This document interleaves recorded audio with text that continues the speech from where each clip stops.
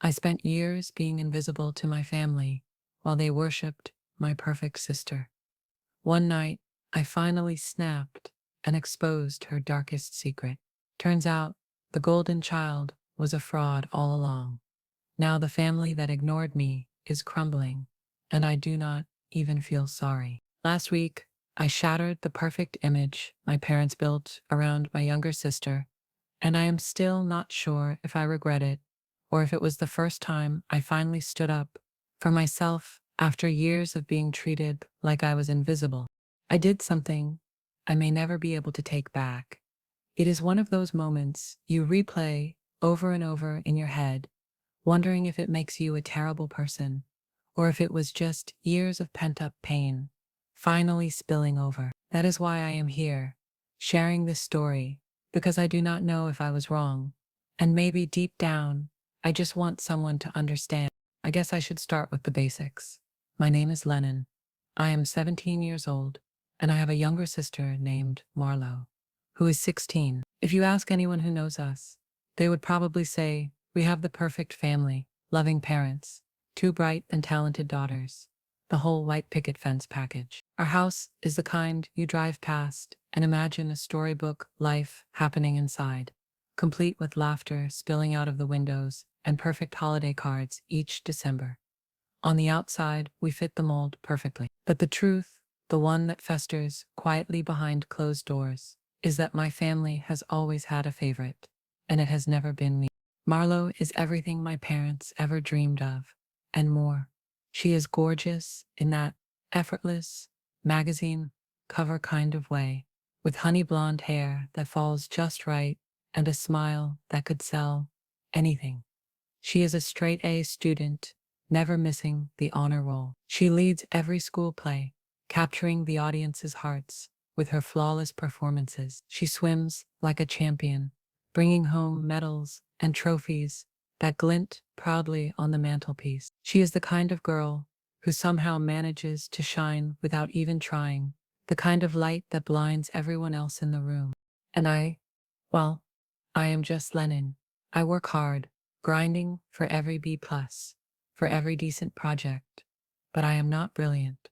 I am decent looking, the kind of face you might forget after passing by. I have always been the background character in the dazzling movie that is Marlowe's life, the one who holds the spotlight for someone else, but never steps into it herself. Our house itself felt like a shrine to her success. Her certificates and ribbons covered the fridge, the walls of the living room, even the staircase had a framed photo of her winning first place at the regional swim meet. My accomplishments, few and far between in their eyes, were tucked away into drawers or lost beneath stacks of her accolades. There was the time I got a writing piece published in the local paper, a moment that meant the world to me, but it was buried under a pile of Marlowe's new swimming medals and never even mentioned at dinner. When I got my first part-time job and used my paycheck to buy my parents a small anniversary gift, they thanked me politely, but spent the evening gushing over Marlowe's latest academic award. Every family outing somehow revolved around Marlowe's achievements, celebratory dinners after her performances, weekend trips after swim championships, parties for every acceptance letter she received. Even simple family nights turned into mini ceremonies honoring her. A new dessert because Marlo aced another test. A movie night because she got cast as the lead again. Meanwhile, my moments of pride were solitary victories, celebrated quietly in my own head, because I learned early on that expecting recognition only led to disappointment. Even when I had my small victories, winning third place in a local art contest, getting the highest grade in my English class, one semester, it was a quick good job before the spotlight swiveled right back to her. It was not that they did not love me. I believed they did, in their own quiet, distracted way. But love can sometimes feel hollow when you are constantly measured against someone else, and you always come up short. Growing up in that house was like trying to shout into a hurricane and wondering why no one could hear you. Every attempt to express myself was drowned out by the roaring winds of Marlowe's successes. Every time I reached for a hand to pull me up, I was gently, almost lovingly brushed aside, told without words that my place was to stand quietly in the shadows. There were nights I lay awake, staring at the ceiling, wondering if they even knew who I was, beyond being Marlowe's sister. If they had ever seen me as anything more than an accessory to her shining story. I wondered if they would have even noticed if I disappeared entirely. I kept it inside for a long time. I told myself it was not worth making a fuss over. I convinced myself that maybe if I just worked harder, if I just did a little more, maybe then they would notice. Maybe then I would matter. But deep down, I always knew, no matter what I did, I would never shine as brightly as Marlowe. The breaking point came last week. Marlowe had just landed a spot in a prestigious summer program she had been dying to get into. Naturally, my parents were over the moon. They threw a big family dinner to celebrate. Uncle Rhodes, Aunt Ophelia, my cousins Alice and Jovi were all there, along with a few family friends. Our dining room was decorated with balloons and banners. A congratulations Marlowe sign stretched across the wall. There were candles lit, the good china was brought out, and Mom had spent the entire day cooking Marlowe's favorite dishes. Everyone was dressed up, and the house buzzed with an excitement so thick you could practically taste it. The entire evening was a non-stop tribute to Marlowe. Every conversation, every toast, every compliment circled back to her. They recounted her past triumphs, like cherished folklore, laughed about her funny childhood moments, speculated on the incredible future that surely awaited her. I sat there, smiling tightly, clinking glasses with everyone, feeling more and more like I was sinking into the floor. Not once did anyone ask me how I was doing. Not once did anyone mention that I had just finished the semester with my best grades yet, something I had worked incredibly hard for. The meal felt endless. Every course served with another glowing story about Marlowe. The appetizers came with tales of her swimming victories. The main course was peppered with anecdotes about her lead performances. Dessert was served with predictions of scholarships and Ivy League dreams. Meanwhile, I became more invisible with each passing minute, a ghost haunting a celebration that had no room for me. Somewhere between the third round of bragging and the fifth toast to Marlowe's bright future, something inside me snapped. I slammed my glass down a little harder than necessary, cutting through the chatter. The sharp clink of glass against wood echoed through the room, and every head turned towards me. Forks froze halfway to mouths. Conversations died mid-sentence, and all eyes settled on me with wide-eyed confusion. My heart was pounding so hard I could hear it in my ears, like a drumbeat marching me toward a moment I could no longer avoid. Maybe if you paid even half as much attention to me as you do to your golden child, you would have something else to celebrate. The words hung there, suspended in the thick, heavy silence that immediately followed. It was the kind of silence that wraps around your throat and squeezes, making it hard to breathe. A few people shifted uncomfortably in their seats. Someone coughed awkwardly. Aunt Ophelia stared down at her plate, as if it held the answers to an unspoken question. My mom, Serafina, recovered first. She gave me a tight, almost brittle smile, the kind that did not quite reach her eyes. We will discuss this at home. Let us not ruin Marlowe's special night, she said, her voice smooth but carrying a warning edge. Marlowe looked like I had slapped her across the face. Her eyes shimmered with unshed tears, and for a fleeting moment, guilt stabbed through me. But it drowned quickly under the weight of years spent being invisible, overlooked, and forgotten. The rest of the dinner was unbearably awkward. People tried to pick up the conversation where it had left off, but the lively energy from before was gone, replaced by stilted small talk and the clinking of silverware against plates. I picked up my food, not tasting a thing, wishing I could shrink into nothingness and vanish completely. Every now and then, I caught glimpses of people throwing furtive glances in my direction, but no one said anything. When we got home, it exploded. My parents were livid. It was like they had been holding back all their disappointment and anger for years, and now that I had dared to shatter the illusion, they unleashed it all at once. My mom's voice, usually so composed and measured, rose into sharp, cutting tones that made me flinch. "How dare you embarrass us like that?" she hissed. "Marlo deserves to be celebrated. She has worked for everything she has." My dad was not any better. He paced back and forth across the living room like a caged animal. "You think throwing a tantrum is going to get you attention? If you want to be celebrated, then do something worth celebrating, Lennon. No one is going to hand you a trophy just for showing up." I opened my mouth, my hands trembling at my sides. "I do work hard," I said, my voice barely above a whisper. "You just never see it." Marlo, standing off to the side, arms crossed, let out a sharp laugh.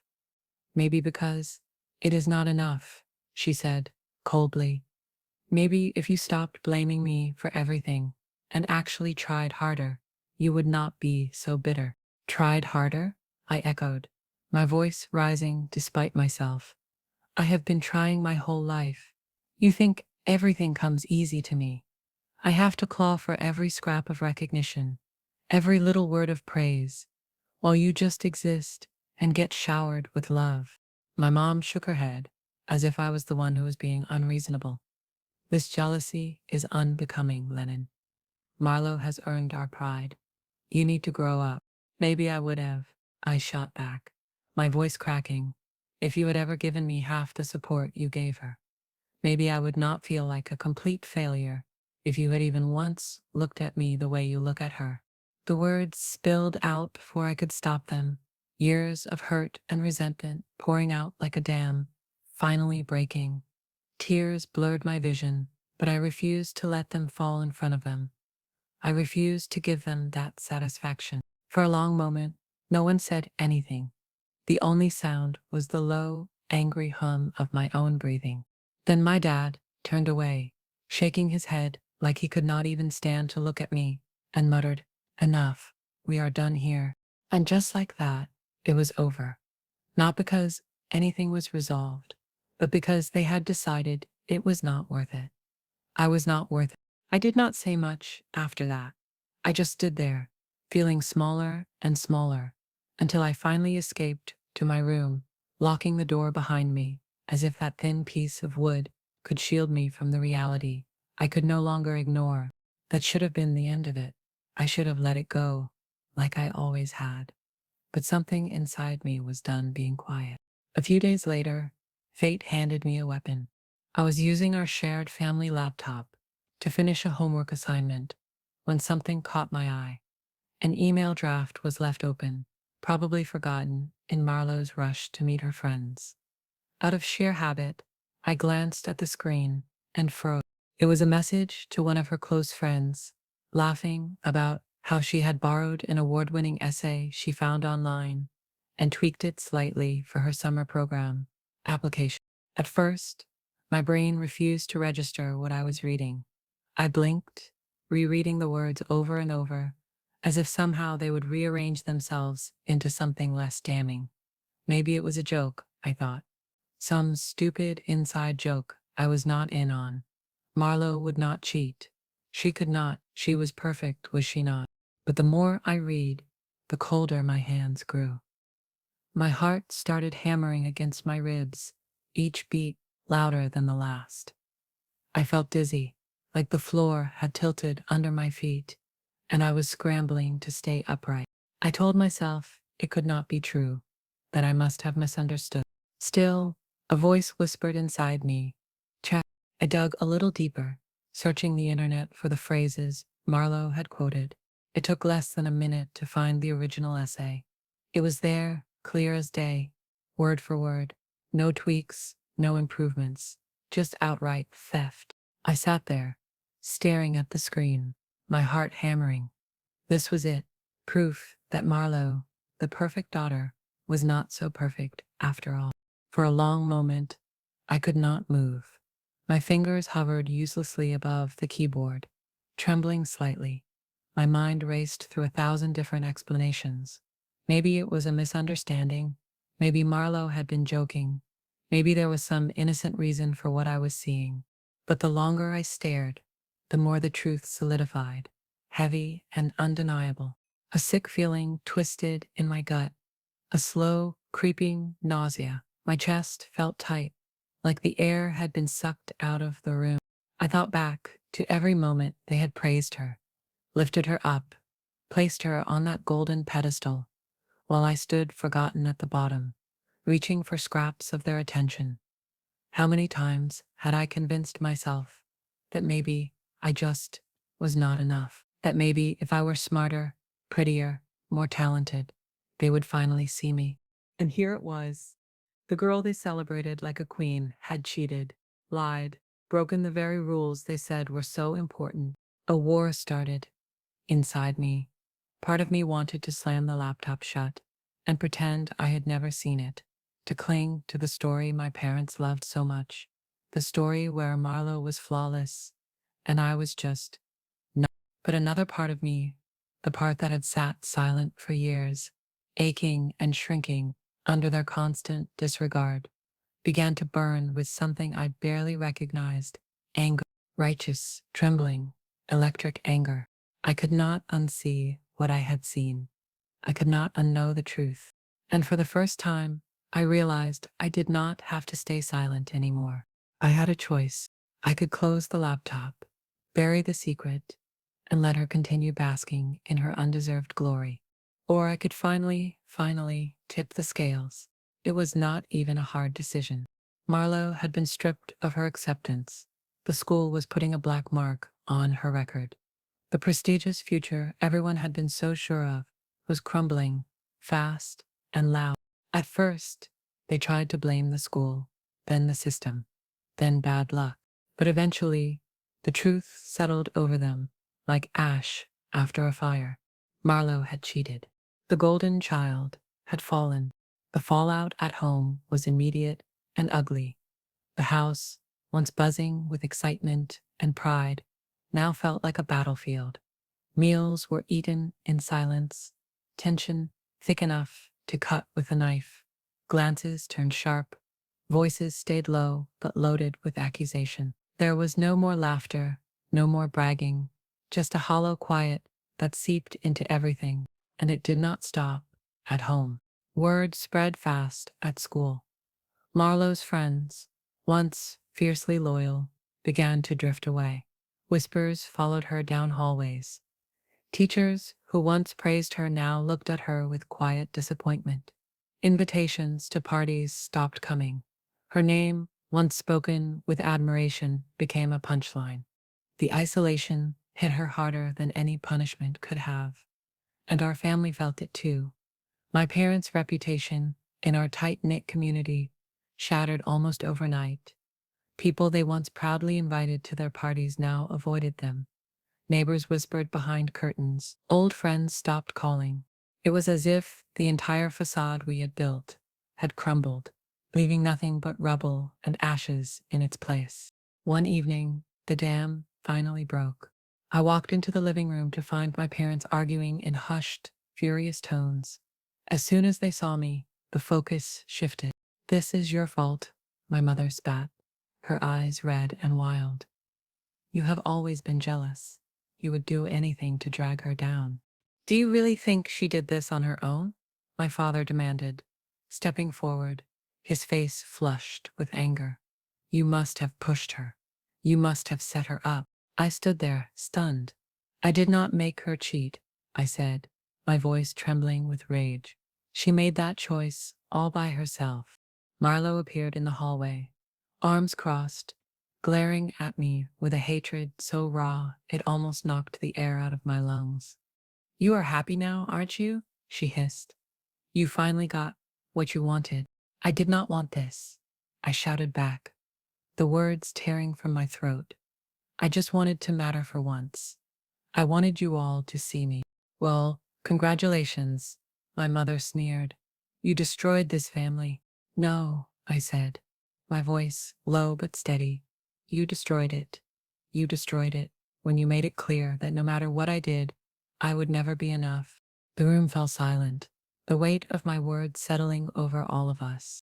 For the first time, I saw something crack in my parents' faces, a flicker of realization, or maybe just guilt, but it was gone as quickly as it appeared. My father shook his head, disgusted. "Get out of my sight," he muttered. So I did. I turned and walked upstairs to my room, closing the door quietly behind me. And for once, I did not cry. I did not beg. I did not hope they would come after me. Because deep down, I knew they would not. I knew it was over. And strangely, that thought did not break me. It freed me. I know it was a dark thing to do. I know revenge is not noble. But sometimes, when you have been drowning for so long, you do not care if pulling yourself up means someone else gets wet. I still wonder if I did the right thing. Part of me aches when I see how broken Marlowe looks now. Part of me wishes I could go back to being the bigger person. But most of me feels lighter. So here I am, laying it all out. No edits, no sugarcoating. Was I wrong for finally letting the truth come out? Or was I just done being